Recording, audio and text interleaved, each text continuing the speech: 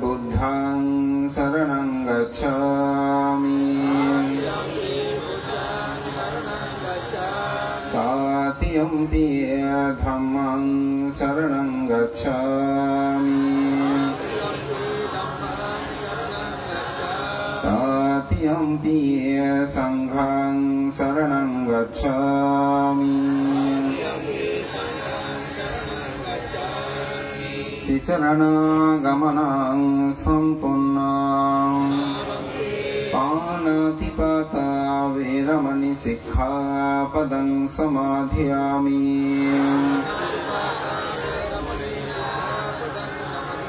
आदिन्नदाना वेरमणि सिक्खापदं समाधियामि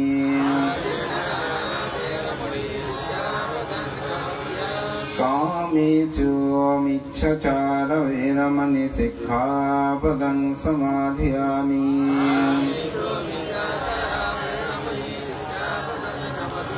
मुचावाधा वेरमणि सिक्खापदं समाधियामि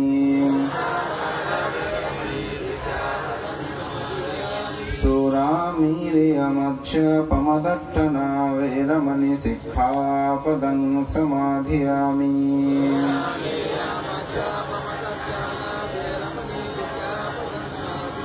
साधु साधु साधु इमं तिसरणेन सद्धिं पञ्चशीलं धम्मं सदुकं सुरक्षितं कृत्वा अपमादीनशीलं सम्पदेथ नमो तस्स भगवतो अरहतो सम्मा सम्बुद्धस्स नमो तस्स भगवतो अरहतो सम्मा सम्बुद्धस्स नमो तस्स भगवतो अरहतो सम्मा सम्बुद्धस्स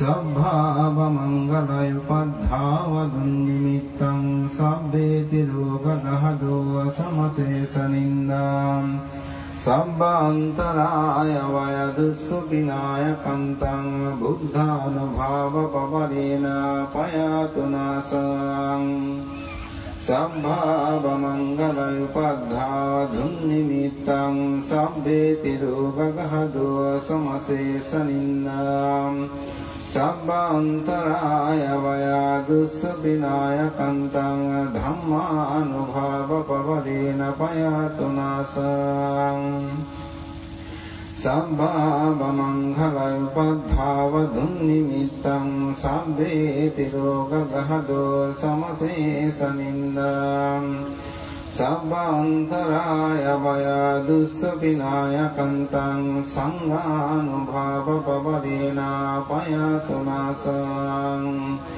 एतेन सस्वज्येन सुत्थिते हुतु सभ्यदाम् एतेन सस्वज्येन सर्वदुःखान्तराय उपद्धावगहदोषविनश्यतो एतेन सस्वज्येन होतु ते जयमङ्गलन्ति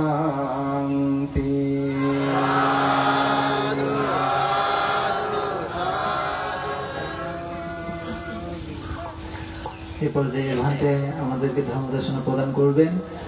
আসলে আমাদের অনেকেরই সকালে ঘুমটি ভাঙে ভান্তের কণ্ঠ শুনে। আশেপাশে যখন ভান্তের সূত্রপাঠ শ্রবণ হয় অনেকে তখন ঘুম ভাঙে। ভান্তের এত সুন্দর কণ্ঠের দ্বারা ভান্তে অনেকের ভোরটা শুরু হয় ভান্তের কণ্ঠটা শুনে। এবং তাছাড়া আমরা যারা বর্তমানে ইয়াং ভিক্ষু আমাদের অনেকটা ইন্সপায়ার, আমাদের প্রতিনিয়ত ইন্সপিরেশন করে যায় ভান্তের জীবনযাত্রা এবং ভান্তের প্রতিনিয়ত কার্যক্রম, যা আমাদেরকে প্রতিনিয়ত উৎসাহ প্রদান করে। এবং আমাদের ভিক্ষু সমাজের মধ্যে বর্তমান সময়ের মধ্যে যিনি অনেক একজন সাংঘিক ব্যক্তিত্ব পরম পূজ্য ভান্তে আজ আমাদেরকে ধর্মদেশনা প্রদান করার জন্য প্রত্যেকে প্রার্থনা করুন। তাহলে প্রত্যেকে একসাথে বলুন, ভান্তে সর্ব দুঃখ হতে নির্বাণ লাভের জন্য অনুগ্রহপূর্বক আমাদেরকে ধর্মদেশনা প্রদান করুন।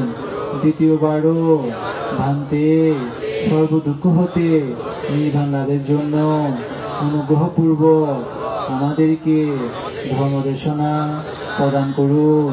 তৃতীয়বারও ভান্তে সর্ব দুঃখ হতে নির্বাণ লাভের জন্য অনুগ্রহপূর্বক আমাদেরকে ধর্মদেশনা প্রদান করুন।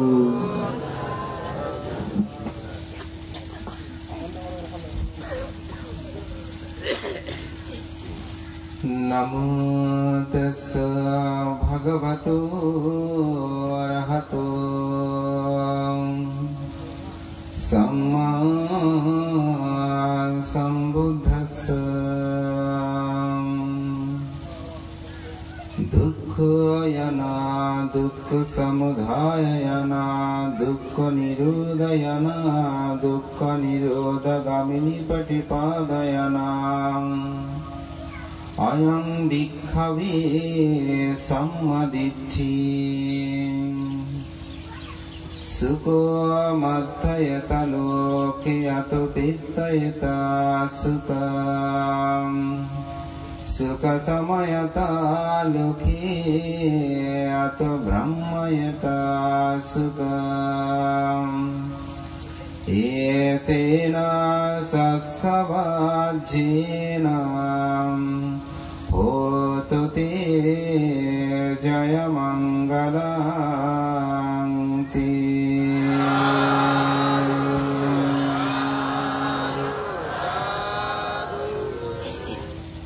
দক্ষিণ জয়নগর বিমুক্তি দর্শন অরণ্য ধ্যান কেন্দ্রে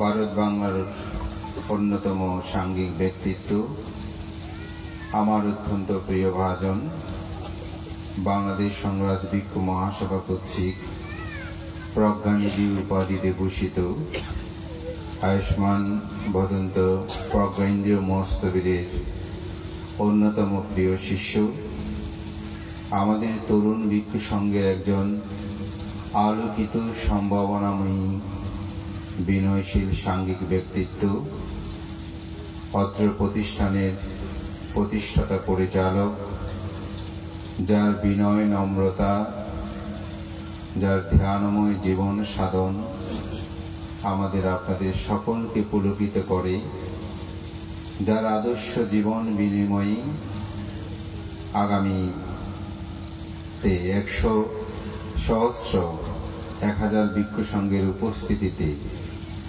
বহুচক্র সহ এই 10 দিনের অভিধর্ম পাঠ, সদ্ধর্ম দেশনা, বুদ্ধ প্রতিবিম্ব উৎসর্গ, মেডিটেশন হলের উৎসর্গ, অষ্টপরিষ্কার সহ মহাসংঘদানের মহৎ পূর্ণময় অনুষ্ঠানের আয়োজনের অন্যতম কাণ্ডারী প্রিয়ভাজন ভদন্ত বিনয়েন্দ্র ভিক্ষুর উদ্যোগে আয়োজিত এই অনুষ্ঠানে উপস্থিত আমার অত্যন্ত প্রিয় ভাজন, আমার জন্মতীর্থ শিলঘাটা গ্রামেরই একজন সাঙ্গিক ব্যক্তিত্ব, ভদন্ত অত্যন্ত প্রিয় ভাজন লোকরত্ন স্থবির মহোদয়, উপস্থিত শ্রদ্ধাইন্দ্রিয় স্থবির সহ যিনি এই অনুষ্ঠানের মূল কারিগর, বিনয়েন্দ্রিয় সহ প্রমুখ মাননীয় সংঘের প্রতি আমার শ্রদ্ধা, সম্মান, গৌরব এবং আপনাদের সকলের প্রতি মৈত্রী চিত্তে পুণ্যদান ও আশীর্বাদ জ্ঞাপন করছি।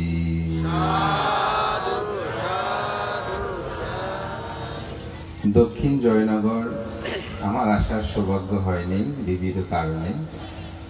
এটি আমার প্রথম আগমন এবং আমি নিজেও আসতে পেরে খুবই আনন্দপ্রীত অনুভব করছি। আমার দেশনার বিষয়বস্তুটা একটু জিজ্ঞাসা করেছিলাম বিনয়েন্দ্রকে, বললাম ওখানে কি কোনো বিষয়বস্তু নির্ধারণে কোনো দেশনা হবে কিনা। তো সে আমাকে বলল, ভান্তে আপনি মাতা পিতা নিয়ে দেশনা করেন, এটা আমার খুব ভালো লাগে, এই বিষয়টা নিয়ে একটু আলোচনা করবেন। আবার আপনারা যখন প্রার্থনা করেছেন যে দুঃখ থেকে মুক্তি লাভ করার জন্য ভান্তে আপনি ধর্ম দর্শনা করুন নির্বাণ সাক্ষাতের জন্য। তখন আবার চিন্তা করছি দুটি দিকে আমাকে দেশনাটা করতে হবে। তা আমি সেভাবেই আমার ধর্ম দেশনাটা করার চেষ্টা করব।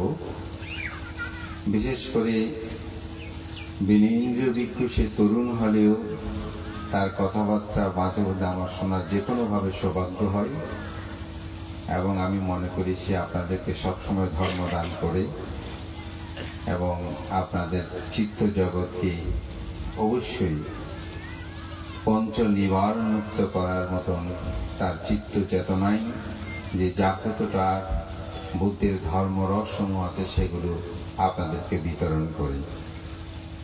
তাই আমি আমার দেশনাকে দুটি ভাগেই ভাগ করে নিয়েছি। প্রথমে ছিল একটি ভাগ, যাই হোক বুদ্ধির ধর্মটা কি এটি আমাদেরকে জানতে হবে। যদি কেউ মনে করেন যে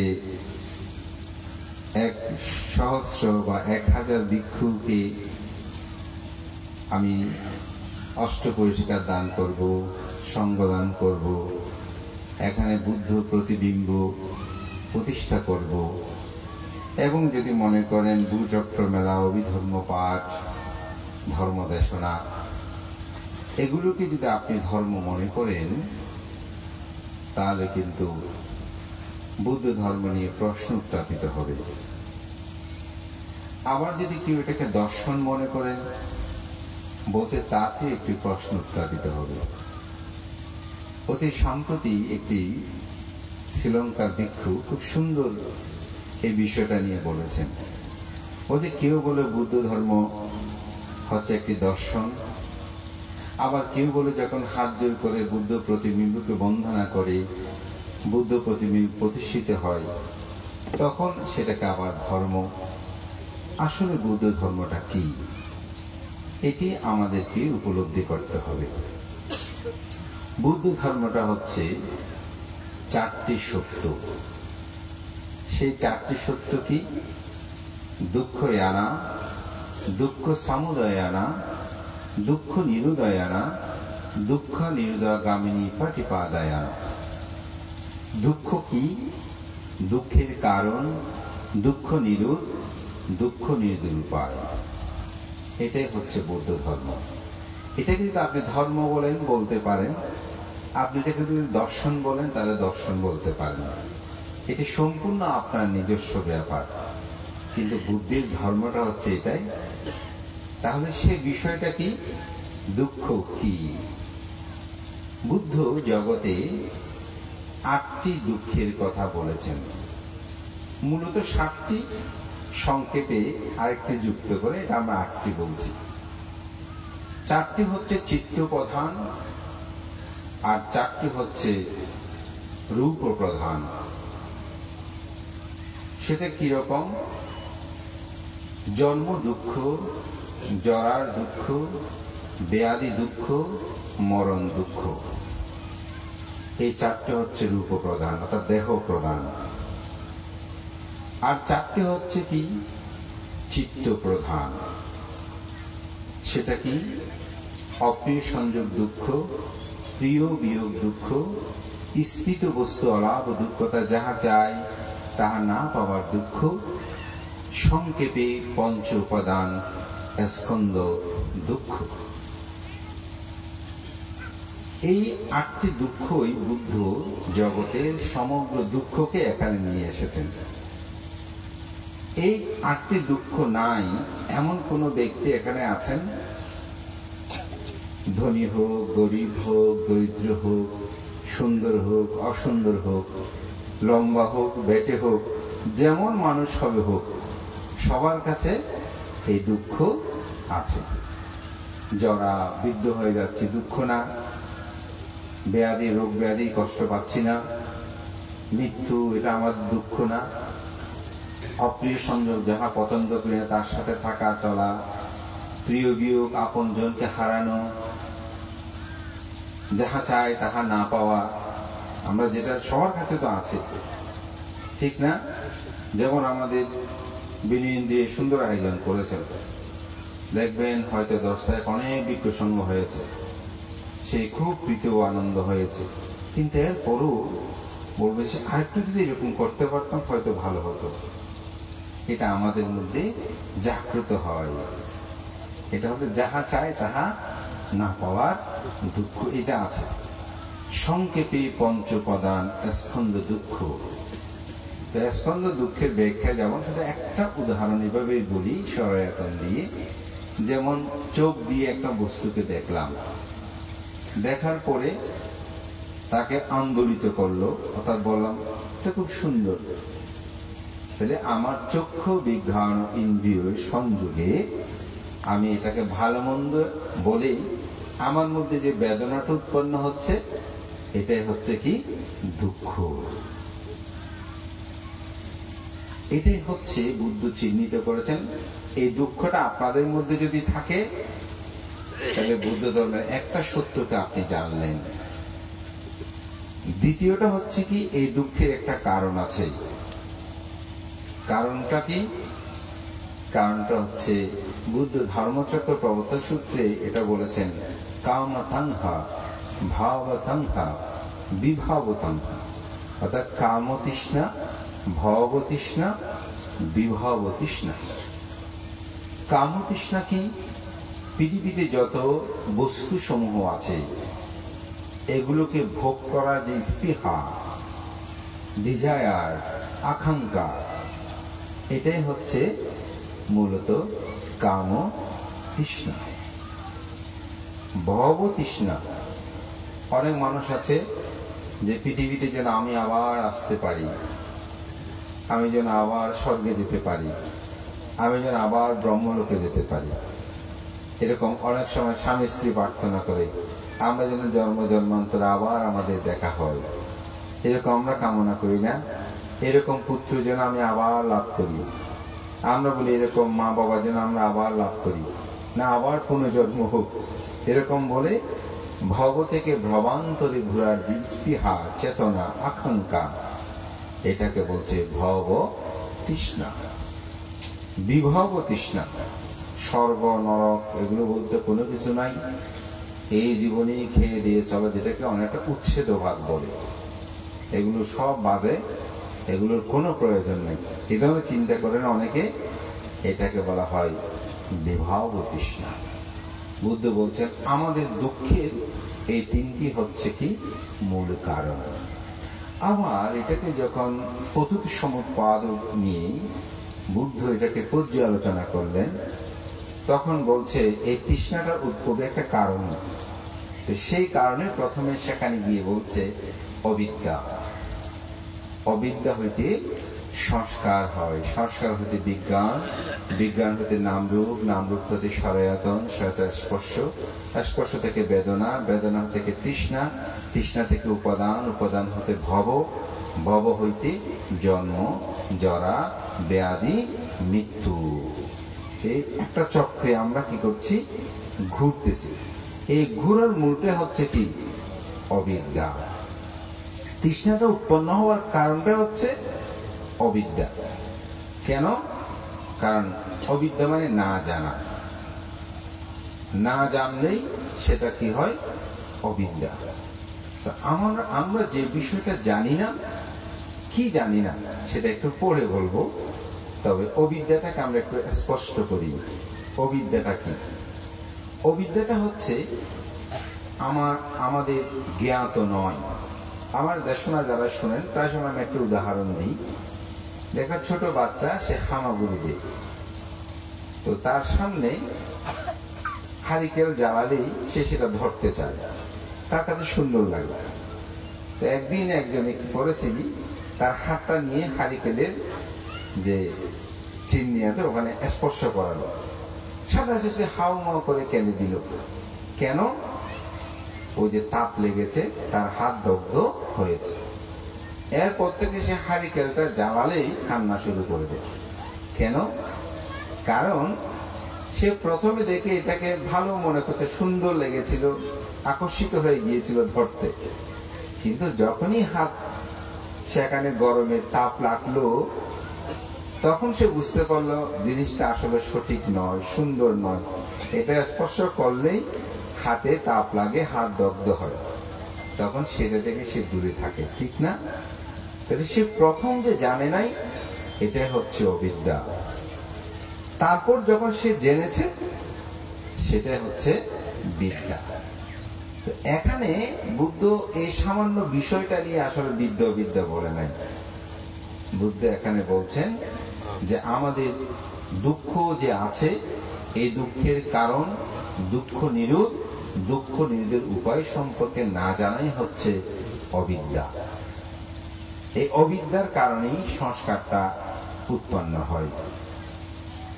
সংস্কারটা যখন তখন বিজ্ঞান, ওই ব্যাখ্যা গেলে আমি আমার দেশনার মূলে আমি যেটা বলতে সেখানে যেতে পারবো না। হয়তো এটা যেহেতু প্রত্যেকদিন দেশনা হচ্ছে, তখন যদি কেউ চতুরার্য সম্পর্কে দেশনা করে, হয়তো এই বিষয়গুলো বিস্তারিত আলোচনা হবে। আমি শুধু ছিটেপুটে একটু বলে যাচ্ছি, যারা এগুলো নিয়ে গবেষণা করেন হয়তো তারা সহজে আমার কথাগুলোকে উপলব্ধি করতে পারবেন। এই দুঃখের অবিদ্যা হচ্ছে তার মূল। এটি যখন দ্বাদশ আয়তনে বুদ্ধ ব্যাখ্যা করতেন তখন সেটি বলেছেন, এটা হচ্ছে দুঃখের কারণ। যদি এটাকে আপনাদেরকে সহজ করে বলি, তৃষ্ণাটাই হচ্ছে দুঃখের কারণ। দুঃখ নিরোধ, তৃষ্ণা নিরোধ হলে, ওই অবিদ্যা নিরোধ হলে দুঃখটা নিরোধ হবে। ছোট বাচ্চাটা যখন জেনেছে এখানে হাত দিলেই দগ্ধ করে, তখন সে এটা আর ধরতে যায় না। ধরতে যায় না বলেই তার কাছে তৃষ্ণাটা আর নেই, বুঝেছে সে। তাহলে যখনই তৃষ্ণাটা নিরোধ হয়েছে, অবিদ্যাটা নিরোধ হয়েছে, তখন তার তৃষ্ণা আর জাগ্রত হয়নি। এটা হচ্ছে তৃষ্ণা নিরোধ। অর্থাৎ অবিদ্যা নিরোধ হলে সংস্কার নিরোধ হবে, সংস্কার নিরোধ হলে বিজ্ঞান নিরোধ হবে, বিজ্ঞান নিরোধ হলে নামরূপ নিরোধ হবে, নামরূপ নিরোধ হলে সরায়তন নিরোধ হবে, সরায়তন নিরোধ হলে স্পর্শ নিরোধ হবে, স্পর্শ নিরোধ উপাদান নিরোধ হবে, উপাদান নিরোধ হলে ভব নিরোধ হবে, ভব নিরোধ হলে জন্ম নিরোধ হবে। জন্ম যদি নিরোধ হয়, তাহলে জরা ব্যাধি মৃত্যু এগুলো থাকবে? থাকবে না। এই দুঃখটা আমাদের কাছে, জন্মটাকে আমরা দুঃখ মনে করি না। অনেকে বলে, ভান্তে জন্ম যদি না হতো আমি তো আপনাকে দেখতাম, জন্ম না হলে কি এই সংসার ভবচক্র, এই সংসারের মধ্যে কি এত সুন্দর, এই সুন্দর পৃথিবী আমরা কি দেখতাম, স্বামী স্ত্রী পুত্র, এখানে সুখ দুঃখ থাকলেও এখানে বাদে সুখ দুঃখ দুটোই আছে। তো তাহলে জন্মটাকে সে অনেক সময় দুঃখ মনে করে না। তবে আপনি তো মানব জন্মটাকে হয়তো সুখ দুঃখ ভাবছেন। একটা গরুর কথা কখনো ভেবেছেন? আমি মাঝে মধ্যে যখন রাস্তায় কোনো কারণে গাড়ির মধ্যে গরু দর্শন করি, ওই যে ফাইল করে করে গাড়িগুলোতে গরু নিয়ে যাচ্ছে, তো মাঝে মধ্যে ভাবছি যে গরুগুলো বড়, যে এগুলো একেবারে ইন্ডিয়ার বর্ডার থেকে আসছে। তাহলে চিন্তা করতেছি 2-3 দিন এই গরুটা দাঁড়িয়ে আছে, কেমন ভাবে সে কষ্ট পাচ্ছে, আবার তাকে আনন্দ উৎসব করে জবাই করে হত্যা করে। দেখেন তির্যক প্রাণীগুলো জন্মগ্রহণ করে তার কিনা দুঃখ। তাহলে এই দুঃখটার থেকে সুখ দুঃখ আছে। বুদ্ধটি খুব সুন্দর উদাহরণ দিয়েছেন। বলছেন একটি লাঠিকে উপরে নিক্ষেপ করলে তার কোন অংশটা মাটিতে আগে পড়বে, এটা যেমন কেউ বলতে পারে না। একজন মানুষ যদি মৃত্যুবরণ করে, মৃত্যুর পর তিনি কোথায় উৎপন্ন হবেন এটিও তিনি বলতে পারে না। তো এই জন্মে আমরা মানুষ হলাম, যেহেতু আমরা জন্মান্তরবাদী বিশ্বাসী, তাহলে মৃত্যুর পরে যদি সেরকম তির্যক, প্রেত, অসুর, নিরয়ের মধ্যে উৎপন্ন হই, তখন আমাদের অবস্থাটা কি হবে? সেজন্যই জন্মটা অবশ্যই, মানব জন্মটা দুর্লভ, আনন্দের। তবে সেটা যদি নিরোধ করতে পারে, তবে সেই জন্মটাই হবে সার্থক। তা আমি যে কথাটা বলছি, এই জন্মের কারণে কিন্তু জরা, ব্যাধি, মৃত্যু এগুলো উৎপন্ন হয়। তো এটা যদি নিরোধ হয়, জন্ম নিরোধ হলে দুঃখ নিরোধ। দুঃখ নিরোধের উপায় এটাকে বলছে আর্যাটাঙ্গিক মার্গ সাত্থানাং বিশুদ্ধিয়া। সত্যদের বিশুদ্ধির জন্য একমাত্র পথ হচ্ছে আর্যাষ্টাঙ্গিক মার্গ, যেটাকে বলে সম্যক দৃষ্টি, সম্যক সংকল্প, সম্যক বাক্য, সম্যক কর্মান্তর, সম্যক আজীব, সম্যক ব্যায়াম, সম্যক স্মৃতি, সম্যক সমাধি। এটা হচ্ছে মানব মুক্তির একমাত্র পথ, যাকে সংক্ষেপে চতুরার্য সত্য, আরো সংক্ষেপে বলছে শীল, সমাধি, প্রজ্ঞা। এটাই হচ্ছে বুদ্ধিজম। এটার বাইরে আর কোন ধর্ম নাই। বুদ্ধ এটা স্পষ্ট বলেছেন, চাতুর্শাস্ত্র বিনিমুক্ত ধাম্ম বিননাত্তি। চতুরার্য সত্য ব্যতীত পৃথিবীতে অন্য কোন ধর্ম বিদ্যমান নাই।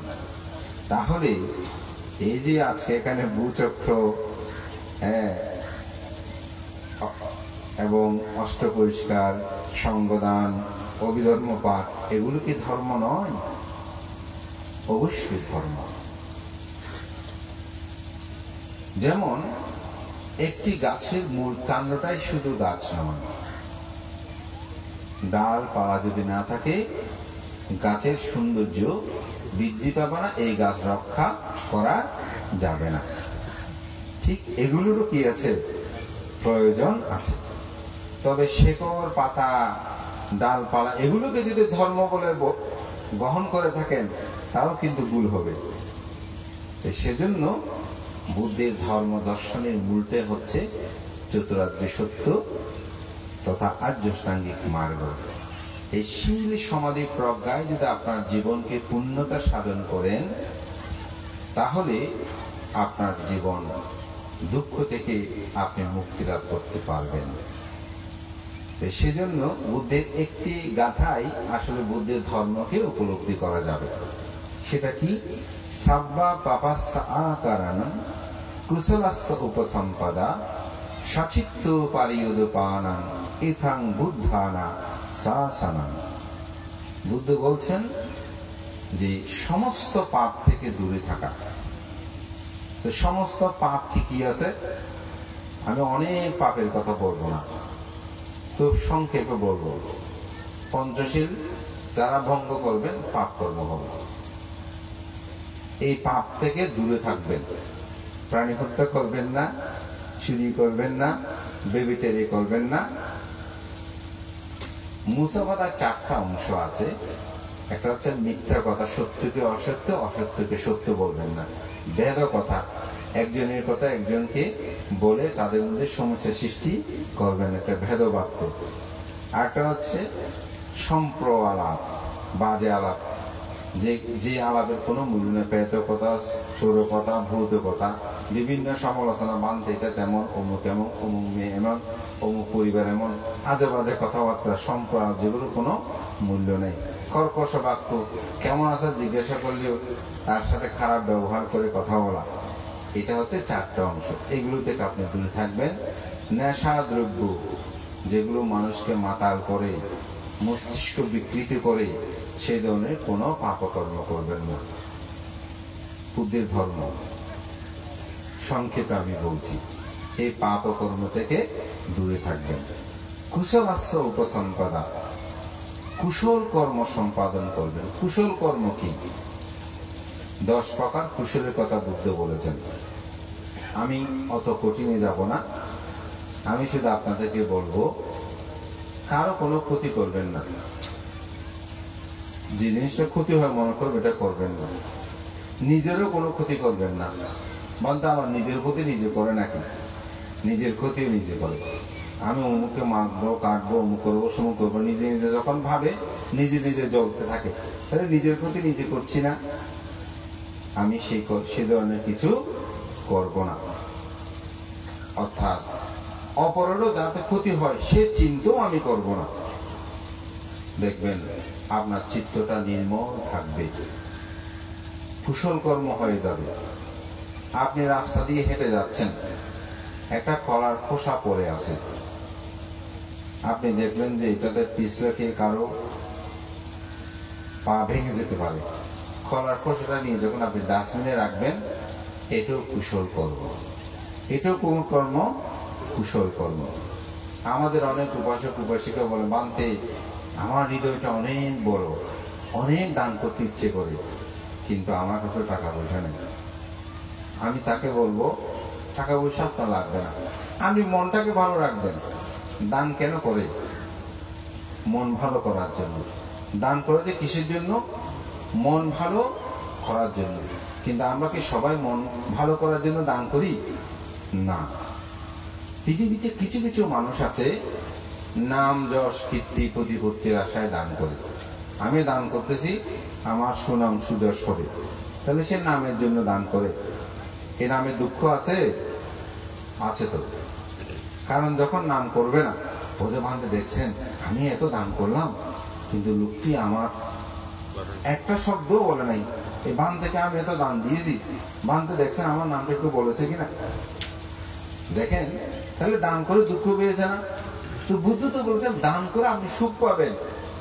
তাহলে এই মানুষের দুঃখ পেয়েছে কেন?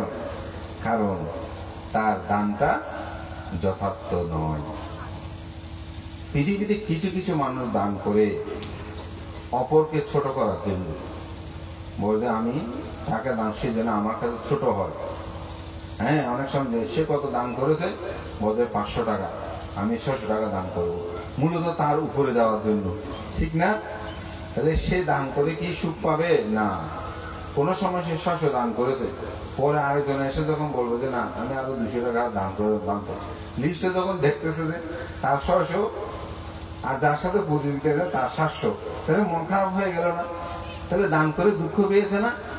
দান করে দুঃখ। বুদ্ধ এটাকে দান হয়নি বলেনি, অঙ্গুত্তনিকে এটা বুদ্ধ বলছেন দান হবে, এটাও দান। কিন্তু এই দানে কি হয়? দুঃখ পায়। কিছু কিছু মানুষ দান করে নিজে খেতে না পেরে। আপনারা আমরাও সবাই করি, আপনারা করেন কিনা জানি না, আমরাও মাঝে মধ্যে করি। কিরকম? যেমন অনেক খাদ্য দিয়েছেন, খেয়েছে আর খেতে পারতেছি না, বলছে এগুলোকে অন্যকে দান করে দাও। তখন এরকম আমরা দান করি না? আপনারা করেন? করেন তো। এটাও কি দান, কিন্তু এই দানেও কি আছে? দুঃখ আছে। উদাহরণ দিতে হবে না, আশা করি বুঝে নিতে পারবেন। অনেকের অডাল ও ধন সম্পদ আছে, সে মনে করতে আমি এত টাকা পয়সা দিয়ে কি করব, এটা দান করে ফেলি।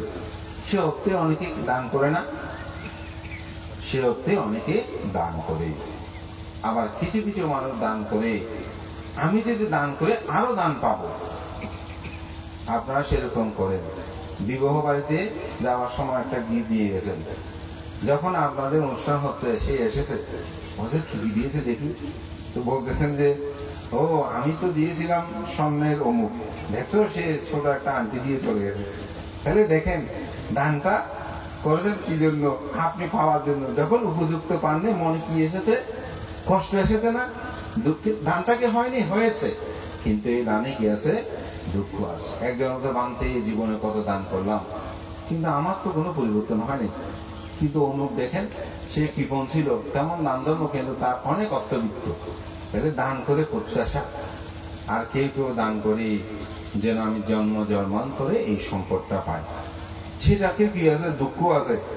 কারণ বানতে আসলে তো আমি দান করেছি এত, এটি কি সত্যি জন্ম জন্মান্তরে পাবো? তাহলে ভয় একটা আছে না? সেখানেও কি আছে? দুঃখ আছে।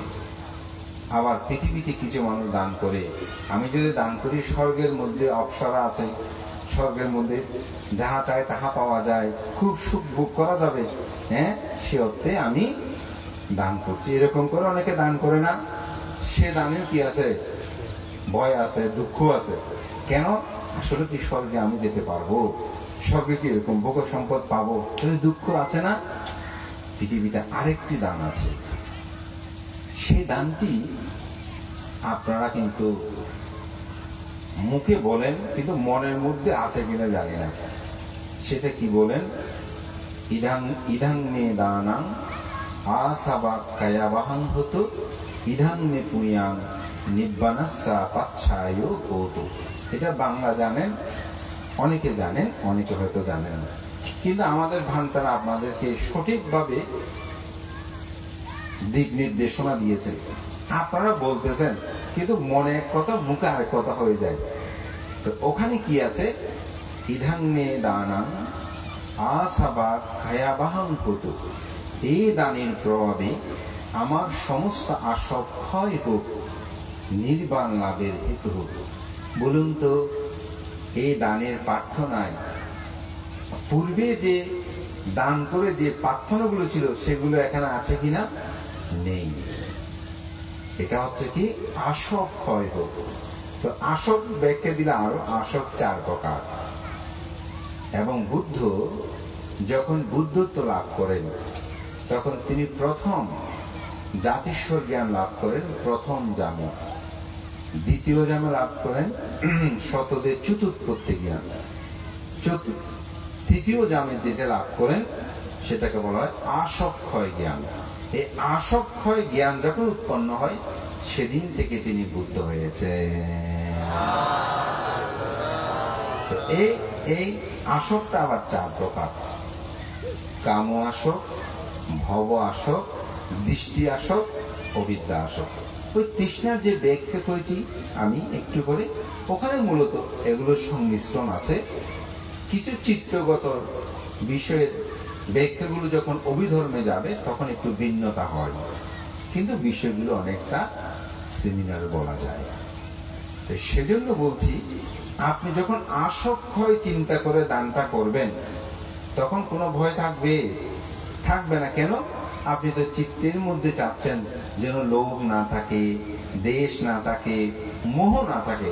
সে অর্থে যদি আপনি দান করেন, আমাকে স্পিকার দেন, আমাকে পঞ্চম প্রার্থনা দিল না কেন, আমাকে ফুল দিল না কেন, এই ধরনের কোন চেতনা আপনার মধ্যে উৎপন্ন হবে? আপনি বলছেন আমার ধর্ম করার দরকার, ধর্ম করেন।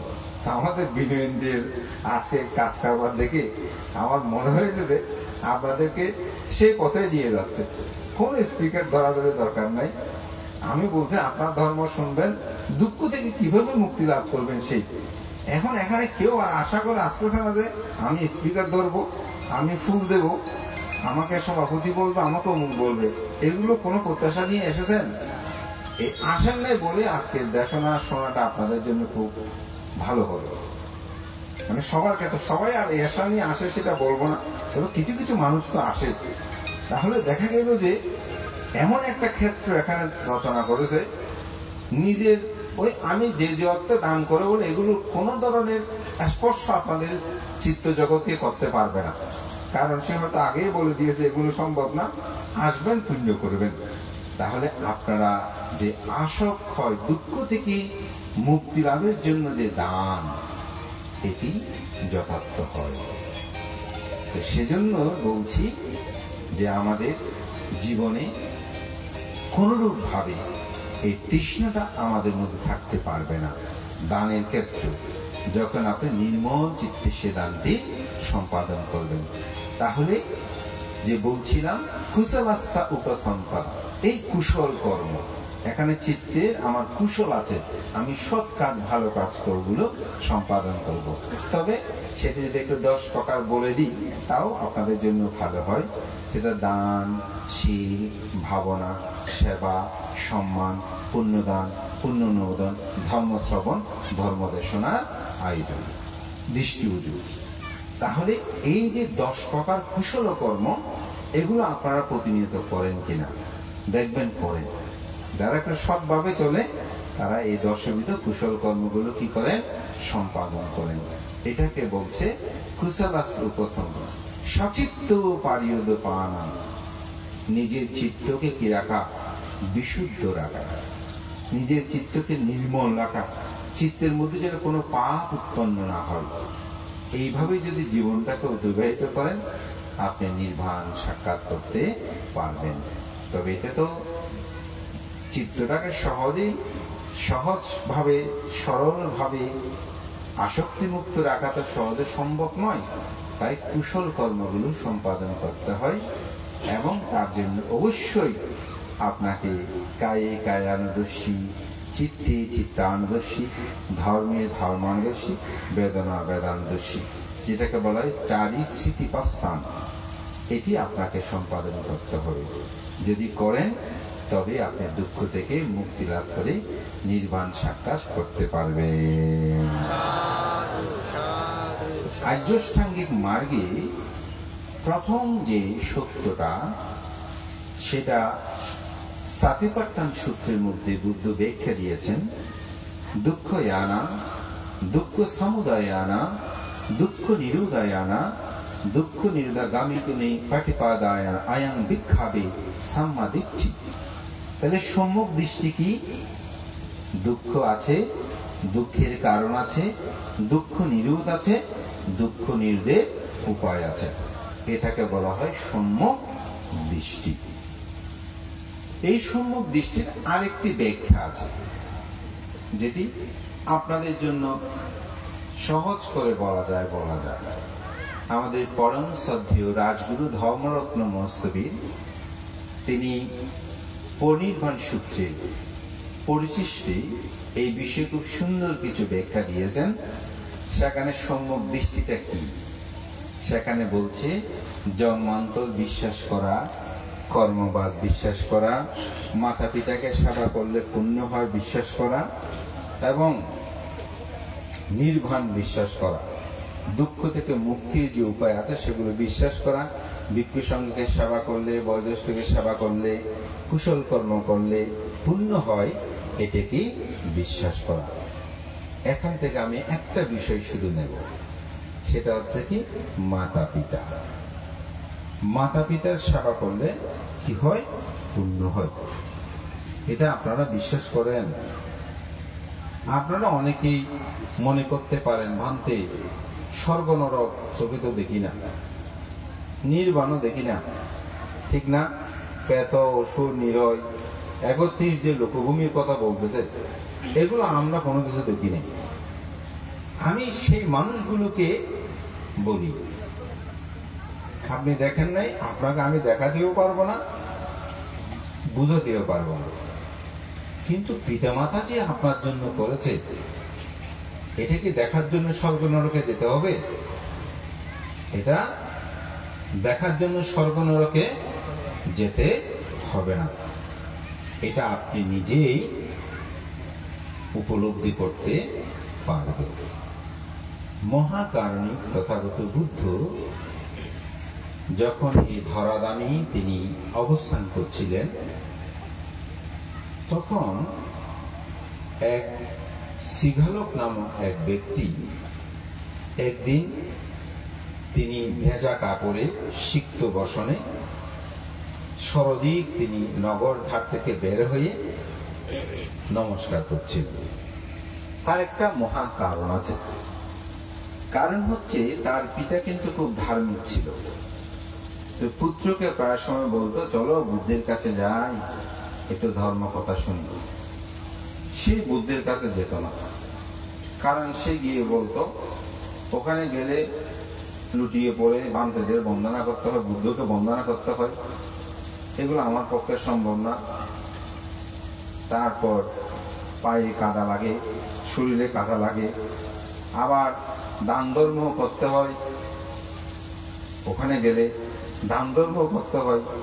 তারপর ওনার এই কথাবার্তাগুলো শুনতে হয়, আমি যাবো না, শুনবো না, আমি এগুলোর মধ্যে থাকবো না।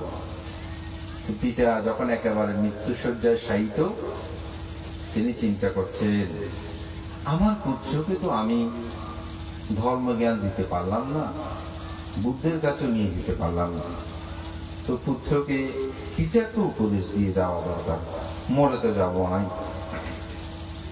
তো পুত্রকে ডাকলো, বলে, হে পুত্র শিখালো, আমি তো মরে যাব, তুমি আমার একটা কথা রক্ষা করিও। তো পিতার এই মৃত্যুর পূর্বক্ষণ সময়ের অনুনয় বিনিময় কথা তার হৃদয়ে স্পর্শ করেছে। সে বলছে, হ্যাঁ পিতুন, বলুন কি করতে হবে। বলে, তুমি সরদিক নমস্কার করে তোমার জীবনটা অতিবাহিত, প্রত্যেকদিন সকাল উঠে তুমি সরদিক বন্দনা করিও।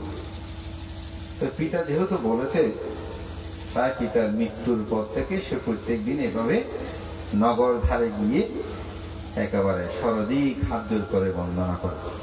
আমাদের অনেক মাতৃজাতি আছে, আমি ছোটবেলায় দেখেছি, হ্যাঁ, ঘর থেকে বের হয়ে দরজা খুলতে হাত জোর করে নমস্কার করতে।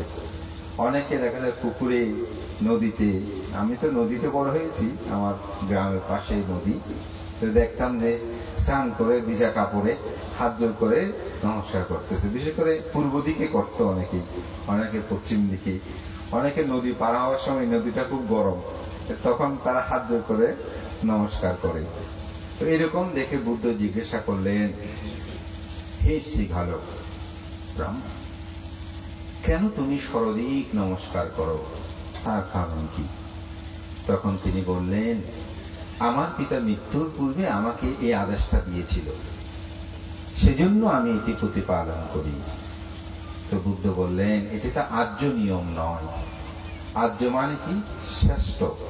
তবে আর্যের আরেকটা ব্যাখ্যা আছে, সেটি হচ্ছে বুদ্ধ ধর্ম দর্শনে আর্য বলতে যিনি শ্রোতাপত্তি, শ্রোতাপত্তি ফল, স্থগিতাগামী, স্থগিতাগামী ফল, অনাগামী, অনাগামিত্ব ফল, অরহৎ, অরহত্ব ফল লাভ করেছেন, তাকে আর্য বলে।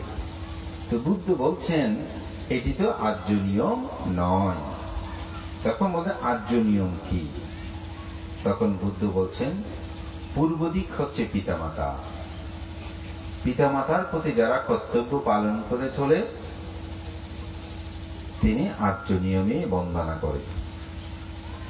দক্ষিণ দিক হচ্ছে আচার্য উপাধ্যায়। আচার্য উপাধ্যায় কি? যারা আমাদের শিক্ষা দেয়, প্রাণী হত্যা করবে না, চুরি করবে না, অথবা গুরু যারা আছে বিভিন্ন জ্ঞানমূলক শিক্ষা আমাদেরকে প্রদান করে।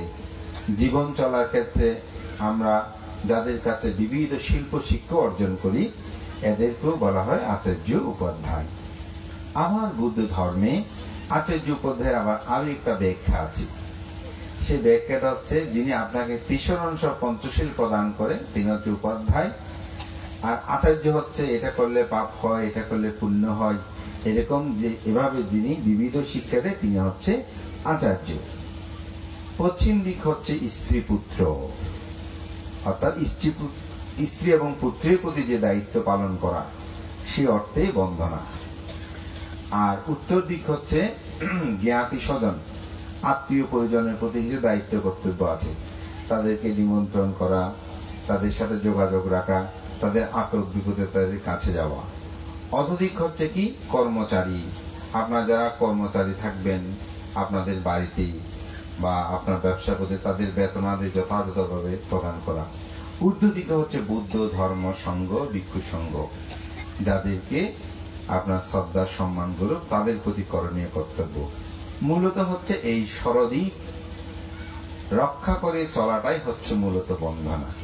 তা আমি পূর্ব দিকের ব্যাখ্যাটা আছে একটু প্রদান করব, সেটা হচ্ছে পিতামাতা। পিতামাতা কি? বুদ্ধ এটি বলেছেন, সুখ মাত্রায়তা লোকে আতপেত্তায়তা সুখা, সুখ সময়তা লোকে আত ব্রহ্মায়তা সুখা। বুদ্ধ এখানে বলছেন জগতে মাতৃভক্তি সুখকর, পিতৃভক্তি সুখকর। সাধু সৎপুরুষ ব্রাহ্মণ বলতে এখানে অরহৎ ভিক্ষু সংঘদেরকে বোঝানো হয়, তাদের ভক্তি হচ্ছে সুখপ্রদ কর্ম। তাহলে আমি যে সম্যক দৃষ্টির মধ্যে বলেছি পিতামাতাকে সেবা করলে পুণ্য হয়, এটা কিন্তু এই সম্যক দৃষ্টির সাথে একটা সম্পর্ক বিদ্যমান আছে। তো বুদ্ধ এই পিতামাতাকে বিবিধভাবে ব্যাখ্যা করেছেন। তার মধ্যে প্রথমে বলছে, ব্রহ্মাতি মাতা পিতারও পূর্ব আচার্যতি উচ্চারে। ব্রহ্ম সদৃশ্য হচ্ছে আমাদের পিতা এবং মাতা। ব্রহ্মা কি? ব্রহ্মার চারটি গুণ আছে। চারে ব্রহ্ম বিহার শুনেছেন না? তো মৈত্রী, করুণা, মুদিতা, উপেক্ষা, এই চারি গুণ যদি পিতামাতার কাছে না থাকে তাহলে তিনি কখনো সন্তানের পিতামাতা হতে পারবেন না। তাহলে মৈত্রী কি? যিনি আপনার অমঙ্গল কামনা করে তারও মঙ্গল কামনা করা, আপনার যে ক্ষতি করে তারও উপকার সাধন করা। তো সন্তান কি ক্ষতি করে? সন্তান যখন মাতৃগর্ভে আসে মাকে কেমন কষ্ট করতে হয়? কষ্ট না, দুঃখ না? তো তিনি যদি, তাহলে শত্রু কষ্টকে দেয়, শত্রুতে কষ্ট দেয়, তাহলে সন্তান সেই মুহূর্তে শত্রুরূপে আপনাকে কষ্ট দিচ্ছে, আপনি কি করছেন? মৈত্রী দিচ্ছেন, না কষ্ট হলেও আমার এই সন্তানকে রক্ষা করতে হবে। তাহলে কি দিয়েছেন? মৈত্রী দিয়েছেন। মৈত্রী না থাকলে কেউ মা হতে পারবেন? বাবারও এখানে একটা ভূমিকা আছে, তবে সেই ব্যাখ্যাটা একটু বইয়ে পড়ে নেবেন। আমি জাস্ট একটু ইঙ্গিত দেব। বাবাকেও তার জৈবিক চাহিদার ক্ষেত্রে সংযম হতে হবে। আমার পুত্রকে রক্ষা করতে হলে আমার জৈবিক চাহিদাগুলোকে সংযম করতে হবে। তাহলে সেখানে মৈত্রী আছে না? মৈত্রী আছে। পিতারও কিন্তু সেই ভূমিকা আছে। করুণা, করুণা মানে কি? দয়া। বুদ্ধকে এই জন্য মহাকারুণিক বলে। তো বুদ্ধের করুণাটা আরো বিশাল, যেটা আমি বুঝার জন্য এখানে বলছি দয়া। সন্তান যত ধরনের সে পায়খানা পেশাব যত কিছু করুক, আপনারা কি করেন? ফেলে দেন সন্তানকে? না। কি করেন? আপনারা দয়া করে, করুণা করে সেই সন্তানকে সুন্দর করে রেখে আরো পরিষ্কার পরিচ্ছন্ন করেন। মনে হচ্ছে যেগুলো যেন চন্দন কাষ্ঠের মতন সুগন্ধি দ্রব্য। পায়খানা পেশাব সেভাবে পরিষ্কার করছে না।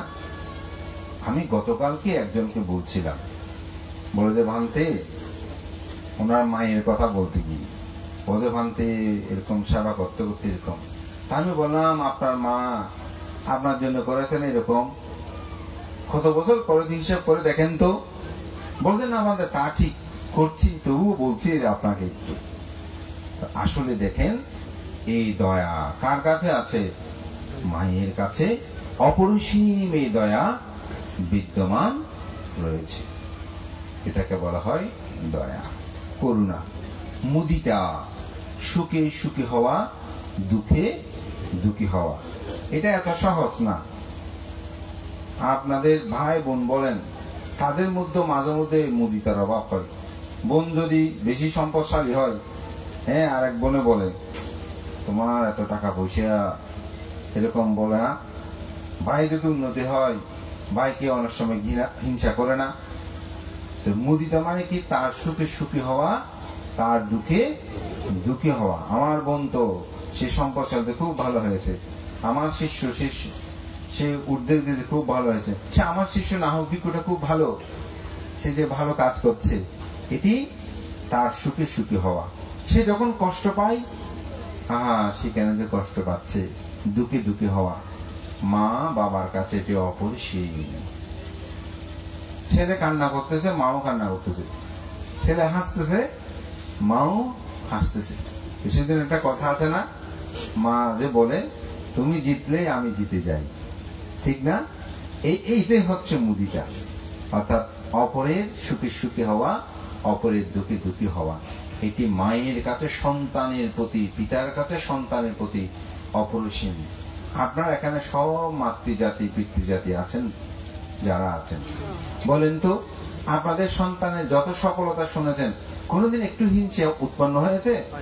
হয় নাই, হবে না। হলে তিনি মা বাবা না, হলে কিন্তু তিনি মা বাবা না। আমার ছেলে ভান্তে আরো গর্ব, ভান্তে আমার ছেলে কিন্তু ক্লাস পেয়েছে। প্রথমে বলবো যে আমার ছেলে পড়ে না পড়ে না পড়ে না। তো এখন আমাদের ছেলে মেয়েগুলো বিরক্ত হয়ে যায়, বান্দার সামনে গেলে শুধু পড়ে না পড়ে না বলে। গত কয়েকদিন আগে একটা ছেলে 250 স্টুডেন্ট, ওখানে রোল নাম্বার 2 করেছে। তোর মা এসে বলতেছে, বান্তে হাসি খুশি বলতে, বান্তে আমার ছেলে রোল 2 হয়েছে তো, কিন্তু পড়ে না বান্তে পড়ে না। আমি বললাম, এতগুলো ছেলের সামনে ছাত্র যখন 2 হলো, আর আপনি বলছেন পড়ে না, পড়িও না তুমি। আর তুমি যেরকম পড়তো এরকমই পড়বে। আপনার ছেলে না পড়ে যদি এতগুলো ছাত্রের মধ্যে 2 হতো, তখন মা হাসতেছে। এই পড়ে না বলতেছে যে এটা হচ্ছে কিসের কারণ? ছেলে যেন আরো ভালো করে, এটা বলে যে কে আরো ভালো করে। তো সেজন্য এটা হচ্ছে মুদিতা, উপেক্ষা। উপেক্ষা কি? আপনাদের একটা ছোট্ট উদাহরণ দিলেই, আপনি ছেলের জন্য মেয়ে দেখতে গেছেন বা মেয়ের জন্য ছেলে দেখতে গেছে, বলছে মেয়েটা লম্বা, ফর্সা, কালো, বেটে, চোখ একটা নাই, হাত একটা নাই, ছেলে একটা এরকম। অনেকে বলে না বদির অমুক। তাহলে পছন্দ হলে গ্রহণ করি, পছন্দ না হলে ত্যাগ করি। কিন্তু একজন সন্তান যখন জন্মগ্রহণ করে, সে সন্তান যদি বদির হয়, অন্ধ হয়, খঞ্জ হয়, কোন মা বাবা কি সেই সন্তানকে ফেলে দিয়েছে? দেয় নাই। বরঞ্চ তার সামনে তোমার ছেলে তো চোখ একটা না, এটা বললে মনে কষ্ট পায়, যে এটা বললে কি হয়, কষ্ট পায়। সেদিন একজনে আমাদের গ্রামে, আমার ভাইজি সম্পর্ক লাগে ওনারা, তো ওনারা 4 বোনে হচ্ছে, মানে 4 বোন, ওনাদের ছেলে নেই।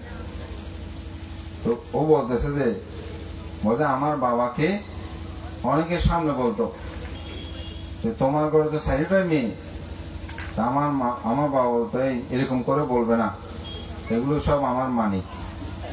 বলতে ভান্তে আজকে সত্যি আমরা মানিক, আমার মা বাবাকে আমরা দেখতেছি, আমার মা বাবার কোনো অসুবিধা নেই। প্রতি মাসে আমার হাজবেন্ড আমার বাবার হাত খরচ 5,000 টাকা পাঠিয়ে দেয়, বাকিগুলো আমি তো যা খরচ হয় দিচ্ছি, বোনরা সবাই দিচ্ছি। তাইলে দেখেন, আমি পূর্বের কথাটা বলছি, কারো কাছে এটা মেয়ে মনে হয়েছে, কিন্তু তিনি বলেছেন এগুলো আমার কাছে মানি।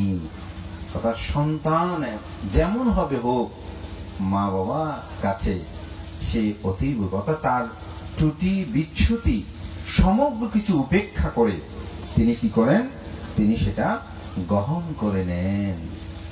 এই জন্যই বলে যে মৈত্রী, করুণা, মুদিতা, উপেক্ষা, এই 4ই গুণধর্ম ব্রাহ্মণের কাছে বিদ্যমান বলে মা বাবার কাছেও এটি বিদ্যমান আছে কিনা নাই আপনারা বুঝে নেন, অবশ্যই আছে। তাহলে তাকে আমরা কি বলি, ব্রাহ্মা বলি। ব্রহ্ম হচ্ছে আমাদের পিতামাতার প্রথম গুণ।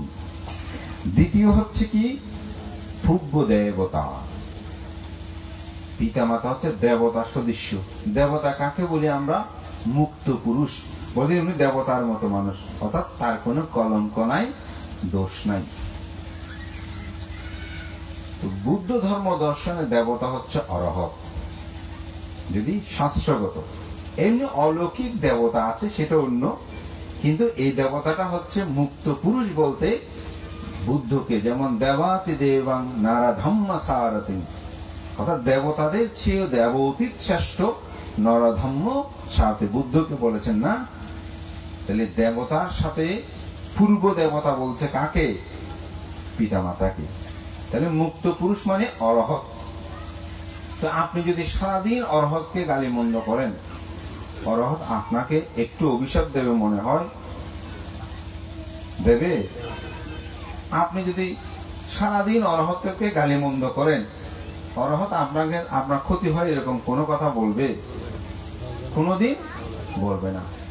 কেমন, তার একটা উদাহরণ বুদ্ধ, বাকিগুলো বলছি না। বুদ্ধকে কতজনই কত কথা কত কিছু বলেছে। ত্রিপিটকের কোন শাস্ত্রে দেখেছেন বুদ্ধ বলেছে যে তোমার অমঙ্গল কামনা করছি, এই কথাটা বলেছে? বলে নাই। এতটুকু বলেছে, তুমি যে এই কর্ম করছো, এই কর্ম করলে তোমার ফল ভোগ করতে হবে। যেমন আপনি কারেন্ট ধরতেছেন, তা আমি যদি বলি এই কারেন্ট ধরবেন না, কারেন্ট ধরলে আপনি মারা যাবেন, এটা তো অভিশাপ না, এটাকে আপনার অভিশাপ মনে করবেন না। যেমন অনেক সময় ভান্তেদেরকে আপনারা যখন খারাপ ব্যবহার করেন, কোনো ভান্তে বলে এরকম করবেন না, আপনি এরকম কর্ম সৃষ্টি হবে, এটা কিন্তু অভিশাপ নয়, আপনাকে সতর্ক করে দেওয়া। ওই কারেন্ট যেমন আপনি ধরলে নিষেধ করে, এটাও ঠিক নিষেধ করে। যদি এরকম বলে তোমার যা ধ্বংস হয়ে যাবে, তাইলে অভিশাপ বা তার অমঙ্গল। ত্রিপিটক শাস্ত্রের কোথায় আপনি পাবেন?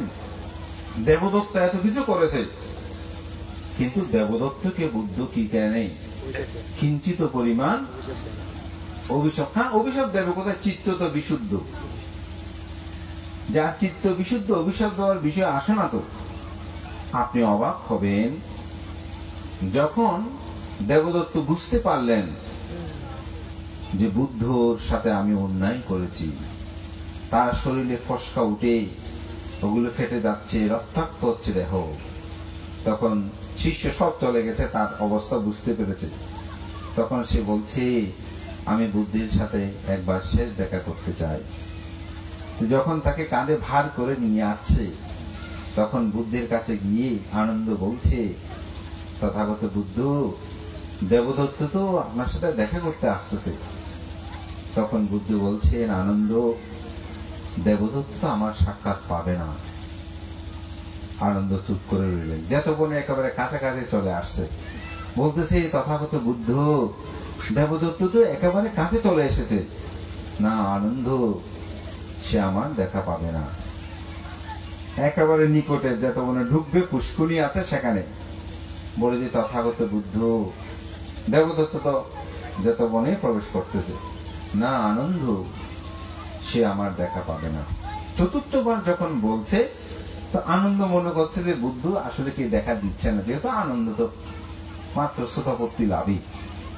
তো বুদ্ধ আনন্দের চিত্তক্ষণ জেনে বলছে, আনন্দ, আমি রাহুলকে যেরকম ভাবে ভালোবাসি, আমি দেবদত্তকে সেরকম ভাবে ভালোবাসি।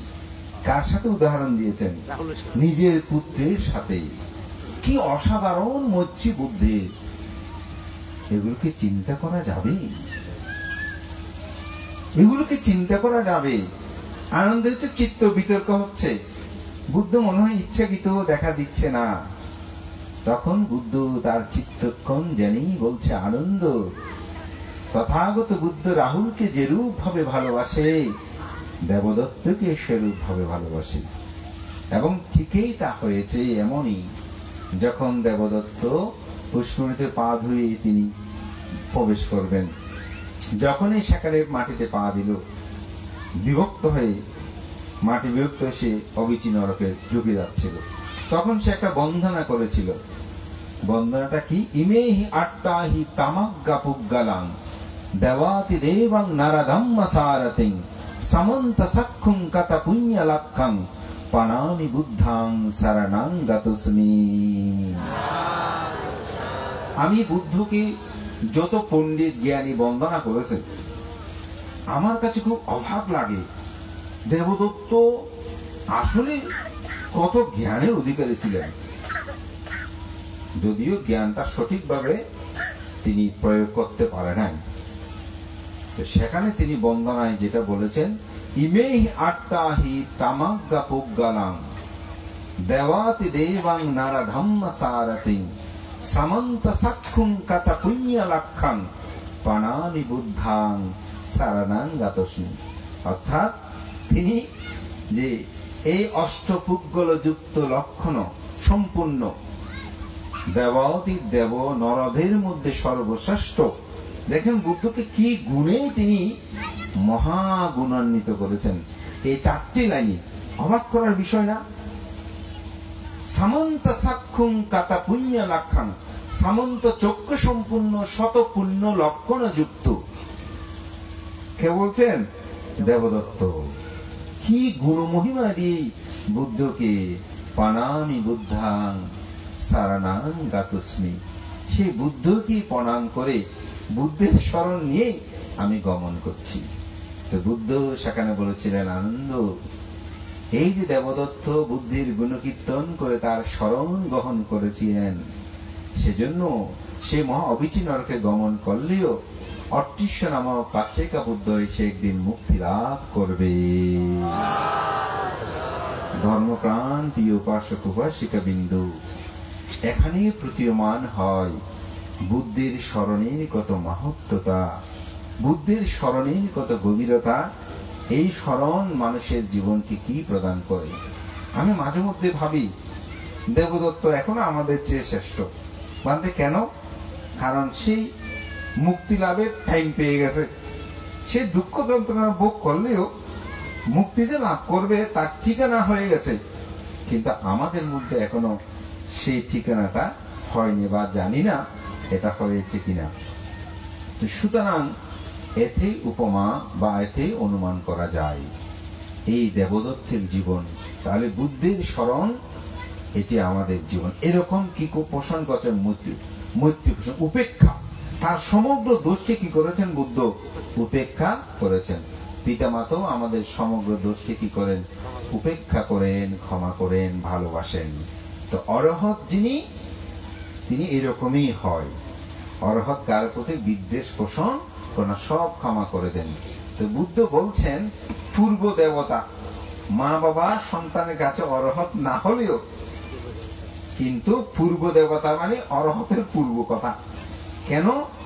কারণ আপনি যত দোষ করবেন করেন, কেউ পৃথিবীতে ক্ষমা না করলেও এই পিতামাতা ক্ষমা করে। এটা জেনারেলি, হয়তো দু একটা ব্যতিক্রম হতে পারে, সেটা অন্য কথা, ভিন্নতর হয়, কিন্তু এই জন্যই বলছে পূজ্য দেবতা কে, আমাদের সেই পিতামাতা। যেমন অরহৎ সমগ্র দোষকে উপেক্ষা করে তার প্রতি মৈত্রী পোষণ করেন।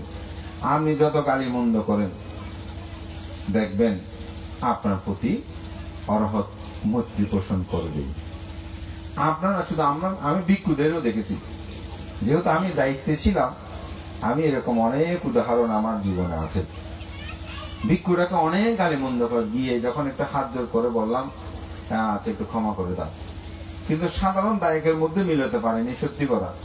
ক্ষমা করলেও বুক বাজাচ্ছে, মানে জোরে সোরে আমরা আসি বলি, কিন্তু আমি ভিক্ষুদের ক্ষেত্রে দেখেছি, যখনই বলছে উপাসক আপনারা ভুল করেছেন, ওনার কাছে ক্ষমা চান, দেখি ভিক্ষু মন থেকে আবির্বাদ, এটা চর্চা, এটা ভিক্ষুর মহত্বতা আমি দেখেছি। বলেছে হ্যাঁ আবির্বাদান সিলাচ্ছা বলে আশীর্বাদ দিয়েছে, এমনকি অনেক সময় আবেগে উৎসুতে কান্না করেও দিয়েছে, যে আসলে উনি তো আমাকে স্বয়ং দিয়ে আমাকে অন্ন দান করে, ওনার সাথে তো আমার কোনো ব্যক্তিগত সমস্যা নেই, কেন উনি আমার সাথে এরকম বিদ্বেষাপন্ন করছে আমি জানি না।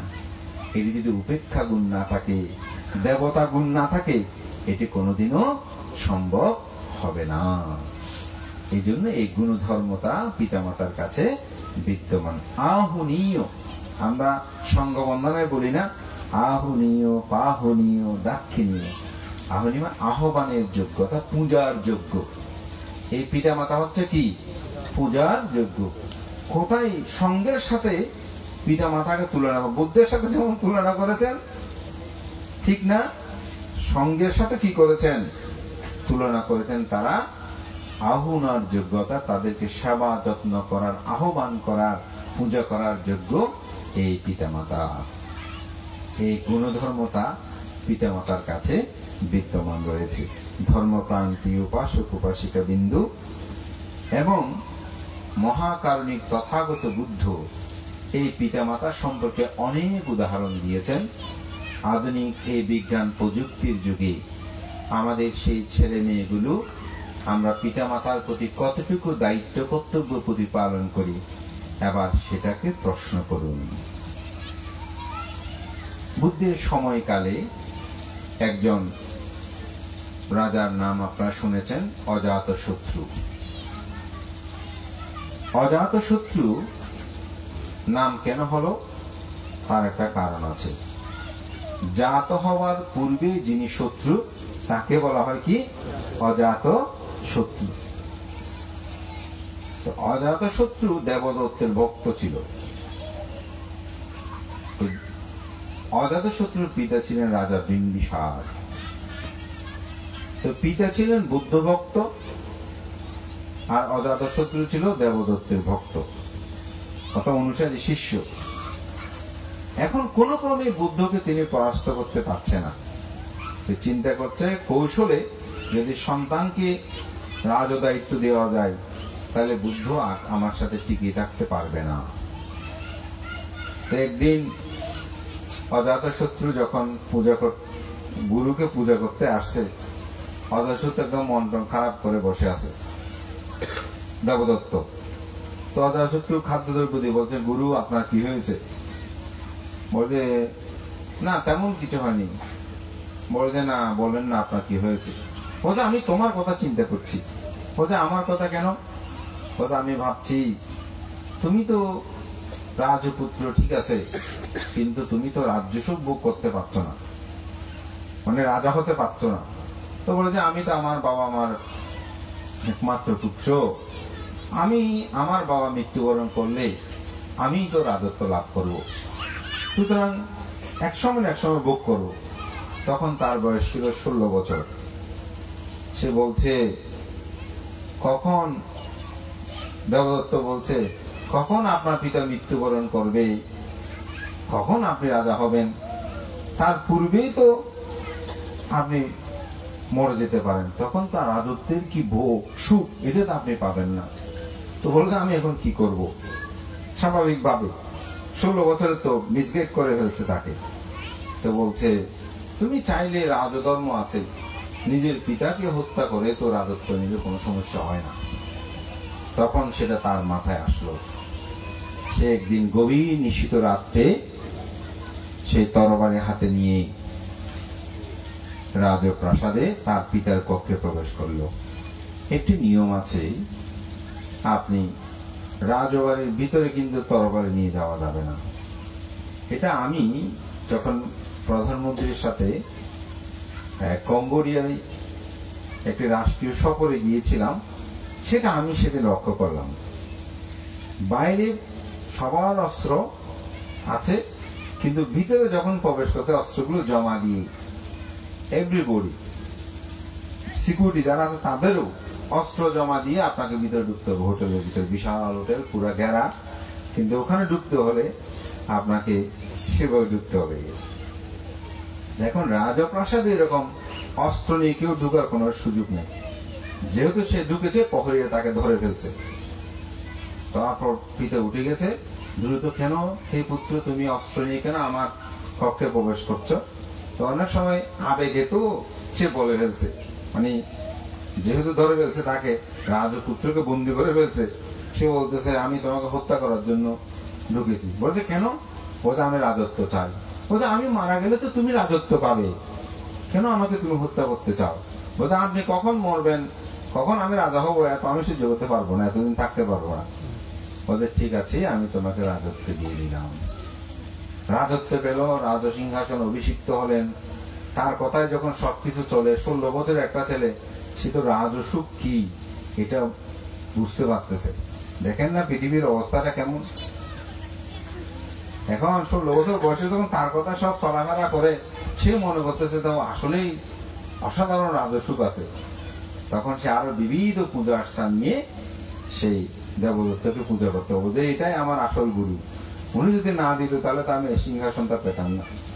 গিয়ে দেখে পুজো দিল, এরপরেও দেবদত্তের মন খারাপ, মুখে অন্ধকার হয়ে আছে। বলছে প্রভু কি হয়েছে, এত কেন মন অন্ধকার, চেহারাটা এত কালো হয়ে আছে কেন, কি হয়েছে?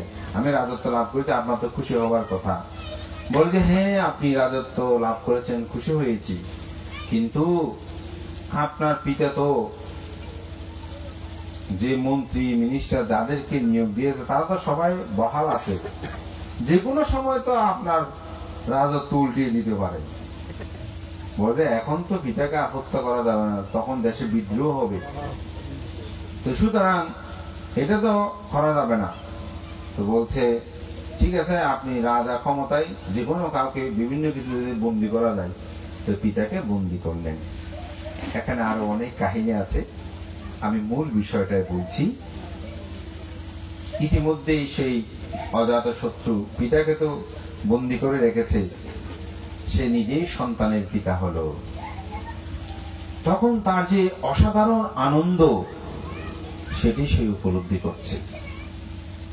তখন তার মার কাছে গেল, সে মনে মনে ভাবছে যে আমি পুত্র সন্তানের, আমি যে পিতা হয়েছি সন্তানের, তাতে আমার যে আনন্দ, আমি যেদিন জন্মগ্রহণ করেছিলাম সেদিন আমার পিতা কিরূপ আনন্দ করেছিল, এটা তো আমার মায়ের চেয়ে বেশি কেউ জানবে না। তাই সে মার কাছে গিয়ে জিজ্ঞাসা করছে, মা আমি যেদিন জন্মগ্রহণ করেছিলাম সেদিন আমার পিতা কিরকম করেছিল, কি উৎসব করেছিল, আপনি একটু ব্যাখ্যা দেন। বলছে হে পুত্র, আমি এত ব্যাখ্যা দিতে পারবো না, তবে আমি তোমাকে দুটি উদাহরণ দিতে পারি। তুমি যখন আমার গর্ভে ছিলে তখন আমার তীব্র ইচ্ছে হয়েছিল তোমার পিতার রক্ত পান করতে, কিন্তু আমি, তিনি রাজা, রাজার রক্ত আমি পান করতে চাই এ কথা রাজাকে বললে তো আমাকে চিরচ্ছেদ করবে, এটা সম্ভব না। স্বামীর রক্ত পান করার তিনি একজন রাজা, তাই আমি আমার গর্বটা নষ্ট করতে চেয়েছিলাম, কিন্তু তোমার বাবা আমাকে এমন ভাবে প্রহরী রেখে দিয়েছিল, আমি এটা নষ্ট করতে যখনই চাচ্ছি তারা আমাকে ধরে ফেলেছে। তখন আমাকে তোমার পিতা বারবার জিজ্ঞাসা করেছে, রানী কেন তুমি আমার এই সন্তানকে নষ্ট করতে চাচ্ছ? কি হয়েছে তোমার? তুমি বলো তোমার কি প্রয়োজন। বলছে, আমি তখন এই মাতৃকালীন সময়ে যে রক্তপানের তৃষ্ণা, এটা আমি তখন নিবারিত করতে না পারে শেষ পর্যন্ত বলেছিলাম, রাজন আমার খুব ইচ্ছে হচ্ছে আপনার রক্তপান করতে। তখন তোমার পিতার সাথে সাথেই বলল যে, হে রানী তুমি কি বলছো? আমার পুত্রের জন্য আমি কি রক্ত দিতে পারবো না? এটা এমন কি কঠিন? ওদের সাথে সাথে সে তরবারি বের করে তার বাহুদুর কেটে আমাকে রক্ত দিয়েছিল। আমি সেটা পান করে আমার মাতৃকালীন সময়ে যে রক্তপানের তৃষ্ণা, সেটা আমি নিবারিত করেছিলাম। এটাই হচ্ছে জাত হওয়ার পূর্বের শত্রু। এই জন্যই তাকে বলা হয় অজাত শত্রু। জাত হওয়ার আগেই পিতা কি পান করেছে? রক্ত পান করেছে।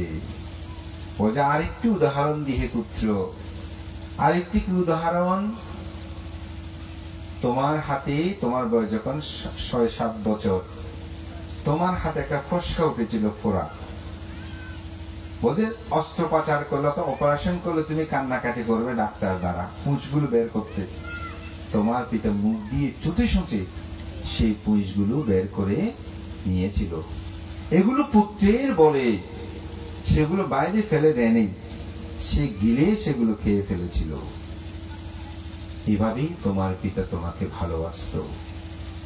তখন সাথে সাথে তার মধ্যে চৈতন্য উদয় হলো, ও আমি আমার এরকম যে পিতা তাকে আমি সামান্য রাজ্য লোভের আশায় আমি তাকেই কারাগারে নিক্ষেপ করেছি। সে রাত্রেই বের হতে যাচ্ছে পিতাকে আনার জন্য, কিন্তু রাজবাড়ির কিছু নিয়ম আছে, গভীর রাতে কেউ রাজপ্রাসাদ থেকে নিরাপত্তা জনিত কারণে কেউ বের হতে পারে না। সারা রাত সেই বিনোদ্র রজনী কাটিয়ে দিল। খুব ভোর হলেই সাথে শূন্য সামন্ত নিয়ে কারাগারে গেল, কিন্তু দুর্ভাগ্য সেখানে পৌঁছতে পৌঁছতে সেদিন রাতে তার পিতার মৃত্যু হয়।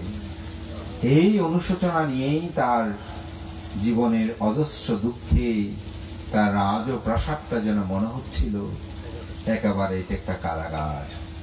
পিতারকে হত্যার এই দায়ভার তার জীবনকে বহন করতে গিয়ে সে একেবারেই বিপর্যস্ত হয়ে পড়ল।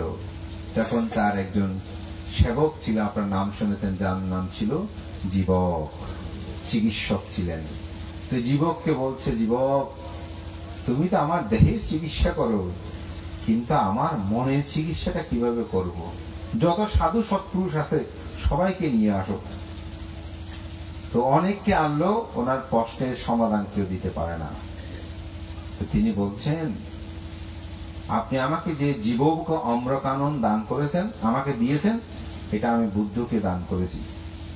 ওখানে বুদ্ধ সহস্র জন ভিক্ষু অবস্থান করছে।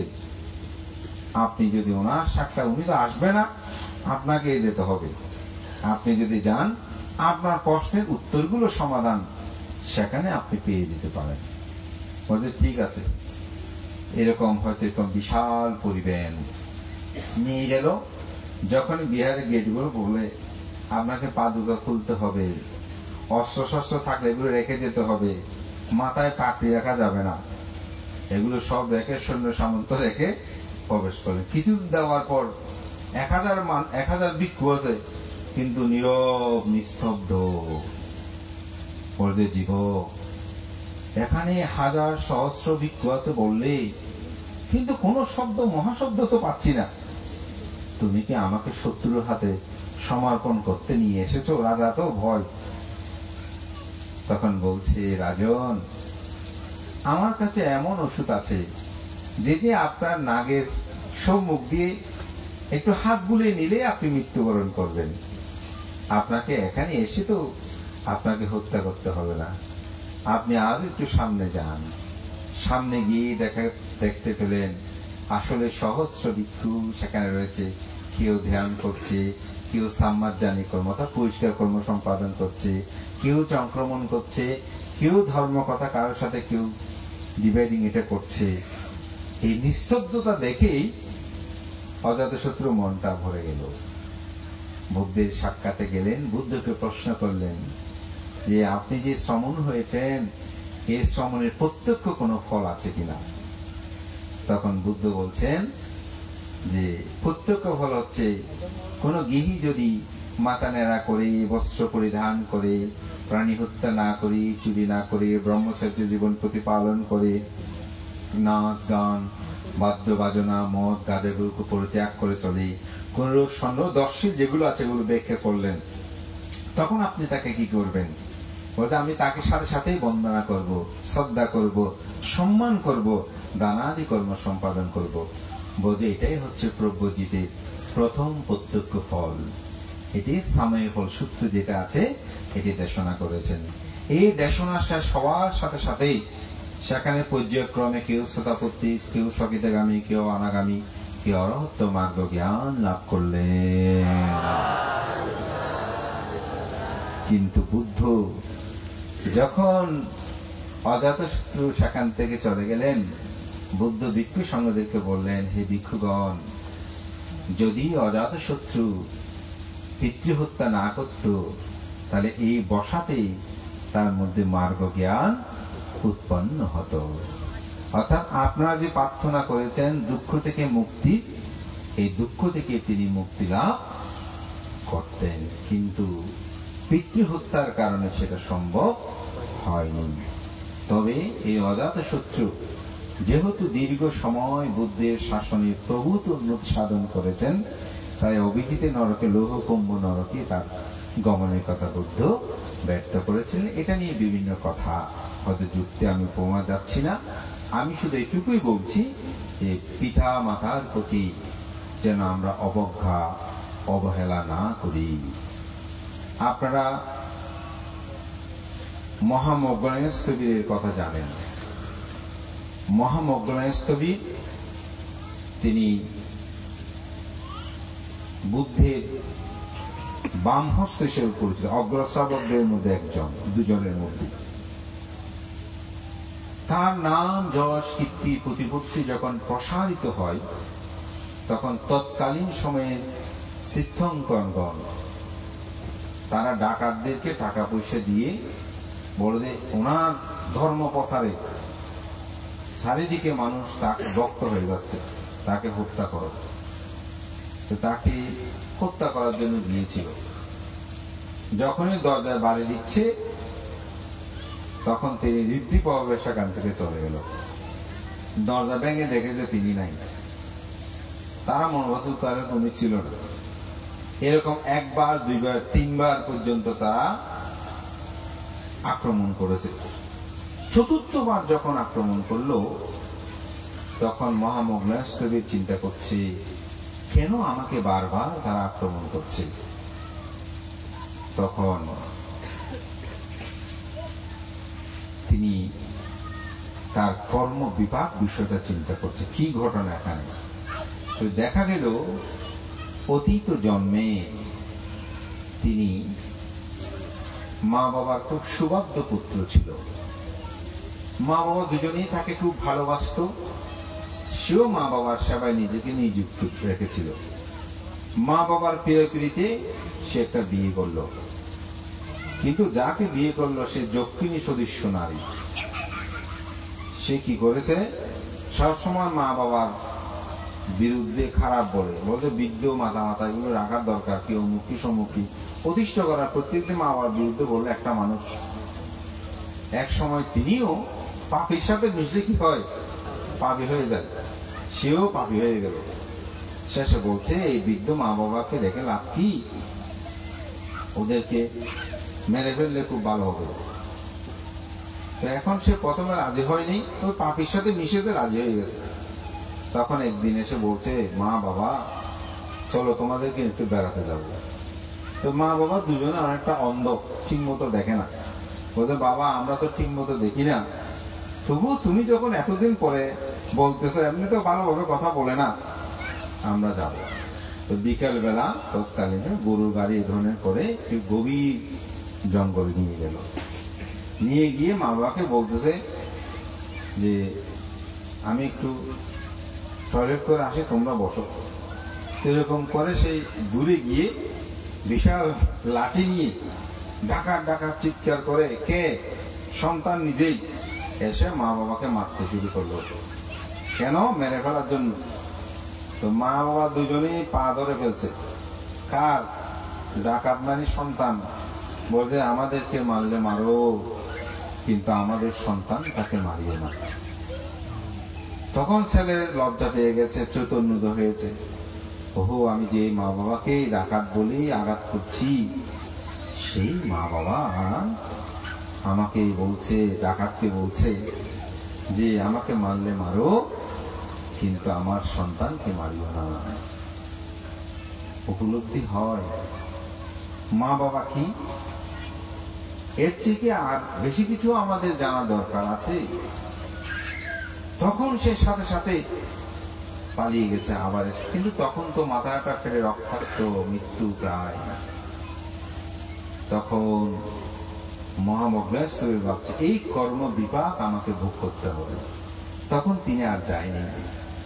ডাকাতটা ঢুকে থাকে, টুকরো টুকরো করে মাংস পর্যন্ত আলাদা করে ফেলেছে। কিন্তু যিনি অরহত, তিনি আবার সেই মাংস দেহের অংশগুলো একত্রিত করে জেতবন বহিয়া গিয়ে বুদ্ধের কাছ থেকে বিদায় নিয়ে তিনি পরিনির্বাপিত হন। আমি এটাই বলছি, মা বাবাকে আঘাত করার কারণে এই কর্ম বিপাক তাকে ভোগ করতে হয়েছে। তাই আমি আপনাদেরকে আরো অনেক উদাহরণ আছে বুদ্ধ সাহিত্যে, আমি আর বাড়াবো না। আমি শুধু এই দুইটি উদাহরণ দিয়ে আপনাদেরকে বলতে চাই, কখনো পিতামাতাকে অবজ্ঞা অবহেলা করবেন না। পিতামাতার প্রতি 5টি করণীয় কর্তব্য আছে।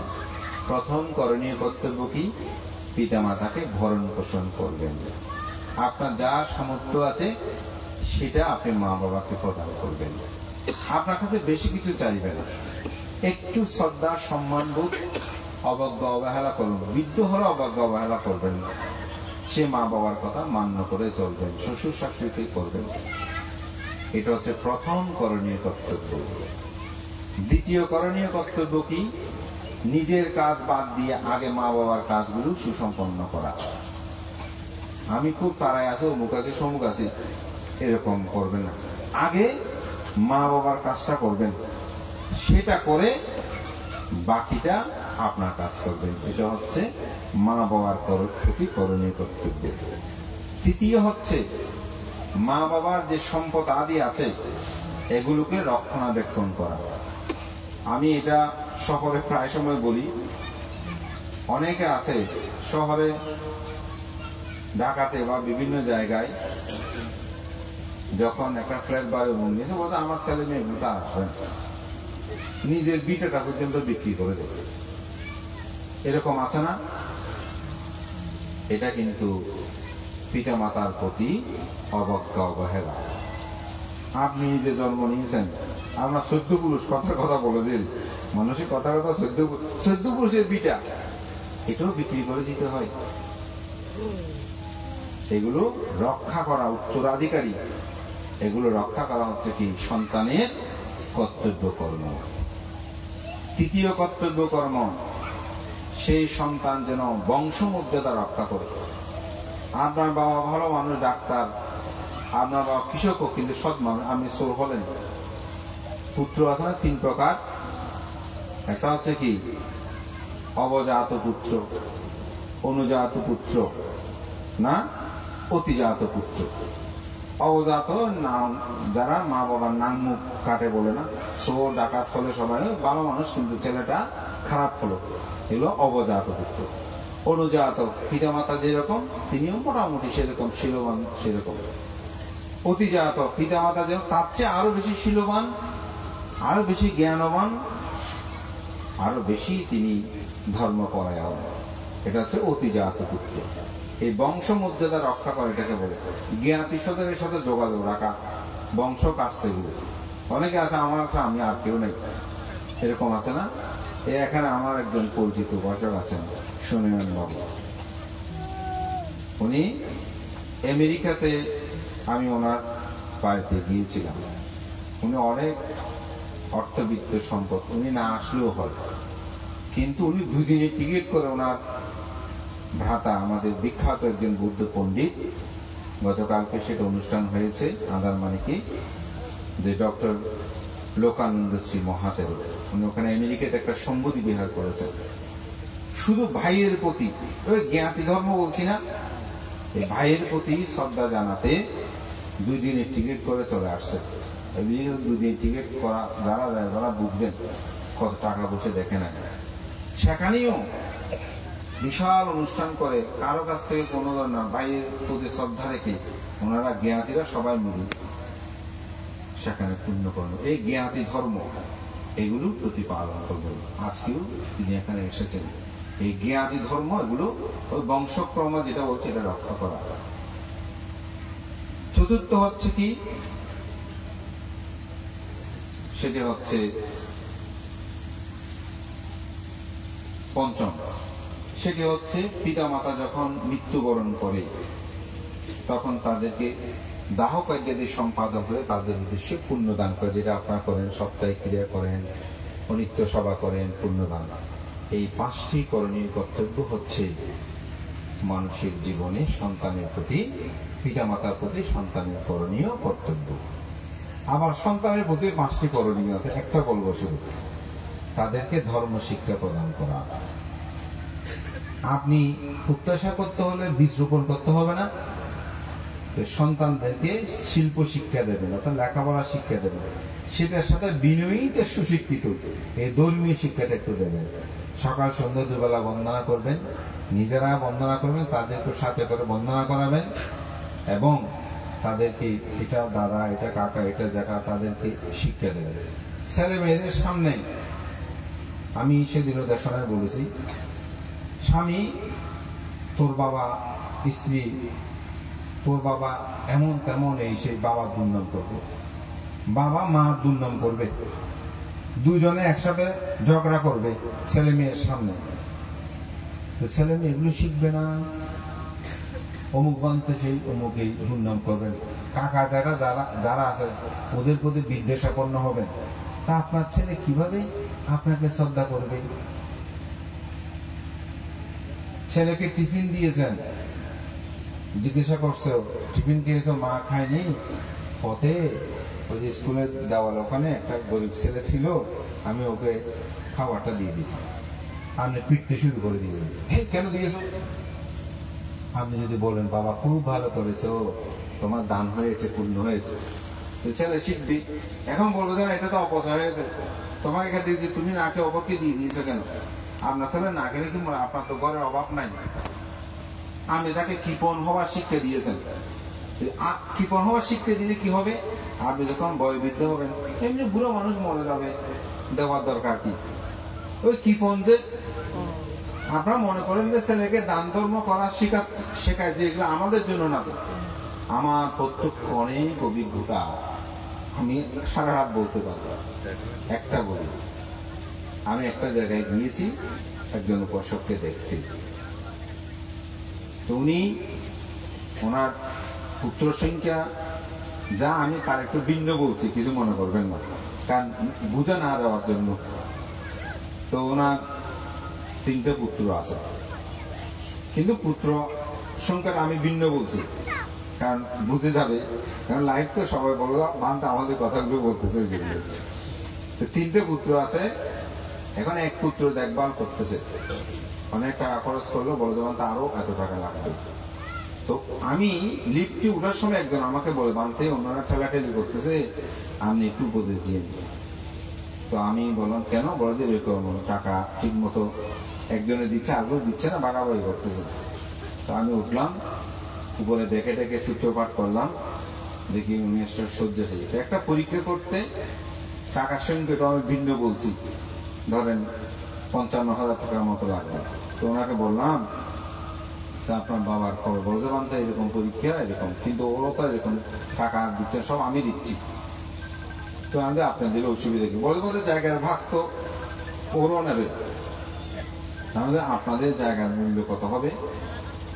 আমি বলতেছি ধরেন আপনাদের যে সম্পদ আছে, আমি যতটুকু জানি কমপক্ষে 4 কোটি টাকার জায়গা আছে। তো 4 কোটি টাকা যদি ভাগ করে, কত ভাগ বলতে পারবো না, বলছি যে তো আপনার ভাগে হয়তো 1 কোটি টাকা পড়লো বা 2 কোটি টাকা পড়লো। এখন মনে করেন বাকি সম্পদগুলো আপনার নাই, ভাইটাও আপনার নাই, ভাইগুলো আপনি একা একজন, আপনার মা বাবার একজন, সম্পদও আপনি একজন। আপনি কি পিতার চিকিৎসা করবেন না? খুব থমকে গেছে। আরো অনেকগুলো আমি উদাহরণ দিলাম। হ্যাঁ ভান্তে, দেখেন, পিতা যদি হারিয়ে যায়, মাতা যদি হারিয়ে যায়, আপনি 100 কোটি টাকা হলেও আপনি তাদেরকে যখন দিতে পারবেন না, পূর্বের কথাগুলো মনে পড়লে আজীবন এই দুঃখগুলো নিয়ে আপনাকে চলতে হবে। সুতরাং অবহেলা করবেন না। আমি এইসব বলে চলে আসছি। লোকটা সুস্থ হলো। একদিন আমার সাথে দেখা হলো। ওই ছেলেটাই ব্রজভান্তে আমার বাবাকে নিয়ে আসছি। তো একেবারে আমার গাড়ির দরজা খুলে সে আমার পায়ে ধরে বন্দনা করে বলছে, ভান্তে, আপনি যদি না হতেন আমার বাবা তো সুস্থ হতেন না। অদ্যপন্ত কি সেটা আমি আর বলছি না। অর্থাৎ এই পিতা মাতার প্রতি যেন আমরা অবজ্ঞা অবহেলা না করি। অমুক ভাই আচুন, আমি করতে পারতেছি, এটা আমার পুণ্য, আমার সুযোগ আছে, এটা আমার পুণ্য। জায়গা সম্পদকে ভাগ পাবে না পাবে সেটার বিষয় না। আমার মা বাবাকে আমার দেখা উচিত। আমাকে যেমন গর্বে নিল, মুখ্য নিয়েছে, অসুবিধা কি? আমি একা হলে কি আমি করতাম না?